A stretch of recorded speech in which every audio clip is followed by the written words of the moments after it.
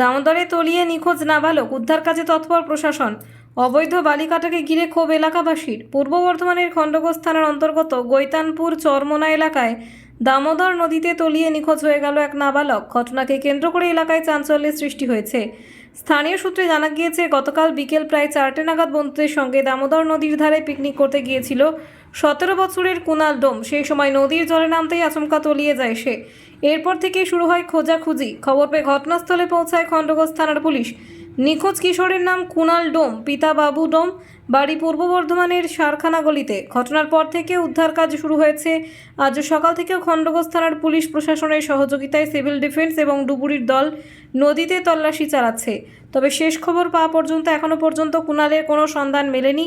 ঘটনাস্থলে উপস্থিত ছিলেন খণ্ডঘোষ বিধানসভার বিজেপি প্রার্থী তথা বিষ্ণুপুর লোকসভার তপশিলি মোর্চার সভাপতি গৌতম ধারা। তিনি পরিবারের পাশে থাকার আশ্বাস দেন এবং প্রশাসনের কাছে দ্রুত উদ্ধার কাজ সম্পূর্ণ করার দাবি জানান। এদিকে ঘটনাকে ঘিরে এলাকাবাসীর মধ্যে তীব্র ক্ষোভ সৃষ্টি হয়েছে। তাদের অভিযোগ, দীর্ঘদিন ধরে অবৈধভাবে বালি কাটার ফলে দামোদর নদীর বিভিন্ন অংশে গভীর খাদ সৃষ্টি হয়েছে। সেই কারণেই প্রায় প্রতি বছর এই এলাকায় দুর্ঘটনা ঘটছে এবং প্রাণহানির ঘটনাও সামনে আসছে।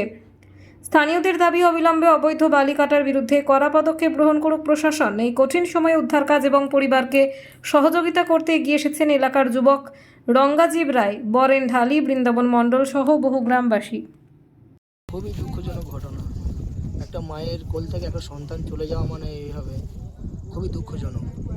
এই কারণটা হচ্ছে এই যে তৃণমূল সরকার, দেখুন এই যে কিছুই তো নাই, কোনো বাঁধ বানানো নাই, কিছু নাই। সব দিক থেকে তৃণমূল সরকার বঞ্চিত করে রেখেছিল। এই নদীর সাইডে যে সমস্ত মানুষরা যারা আছে, তার কারণে এই জিনিসগুলো হচ্ছে। যদি ঘাট থাকতো, নিরাপদে স্নান করতো, নিরাপদে স্নান করে উঠে চলে আসতো। আজকে কোনো ঘাট নাই, কিছু নাই, ছেলেটা স্নান করতে যে তলিয়ে গেল। এর জন্য সম্পূর্ণ দোষী হচ্ছে তৃণমূল কংগ্রেস। 15 বছরে কী করেছে তৃণমূল কংগ্রেস? সাইডগুলো বানানো নাই, সবটাই তো একদম যা তা করে রেখে দিয়েছে। আর আজকে যে দুর্ঘটনাটা ঘটে গেল, এই বিষয়ে আপনারা কি ভাবছেন আর কি দেখলেন, মানে কি করছে? আমি তো এসেছি, এখন তো পুলিশ প্রশাসন তো আছে এখানে, এখন লাস্টটা পাওয়া যাচ্ছে। ডুবুরি যে ব্যবস্থাগুলো মানে যেটা প্রয়োজন সেটা কি? হ্যাঁ, সব রকম তো সহযোগিতা পুলিশ প্রশাসনের দিক থেকে সহযোগিতা পুলিশ প্রশাসন করছে এবং আমাদের কিছু ছেলে সব লেগেছে লাশটা খোঁজার জন্য। কালকে এখানে মারা গেছে ডুবে একজন। তো ব্যাপারটা বালিঘাটের জন্য এখানে বালি কাটা হয় অবৈধভাবে। তো যেখানে সেখানে গর্ত, সেখানে মানুষ বুঝতে পারে না, আর নতুন লোক আসে এখানে। তো সেই সূত্রে বারণ করা সত্ত্বেও ওরা নেমে যায়, আর জানেও না যে কোথায় কত গর্ত আছে। তো সে কালকে একজন ডুবে মারা গেছে, ওখানে ডুবে গেছে।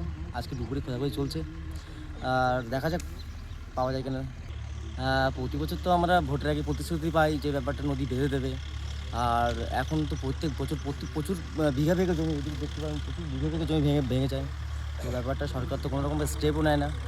আর এই প্রতি বছর একটা করে একটা 2-3টে অ্যাক্সিডেন্ট হয়ে যায়। একটা ছেলেবেলা তো বাঁচে না, ঠিক আছে, তার যে পড়ে যায় সেটা তুলতে পারে না কেউ, মানে এত গভীর। আর অবৈধভাবে বালি খাদান এদিকে অবৈধ মানে বালি খাদানের জন্য তো আরও গর্ত হয়ে যাচ্ছে এদিকে। আর স্রোত এখানে এই কিনারে এসে ধাক্কা মারে। আর এদিকে একটা বাঁধ পাথর কিছু নেই, আর খেয়ে নদী দিয়ে ঢুকে যাচ্ছে।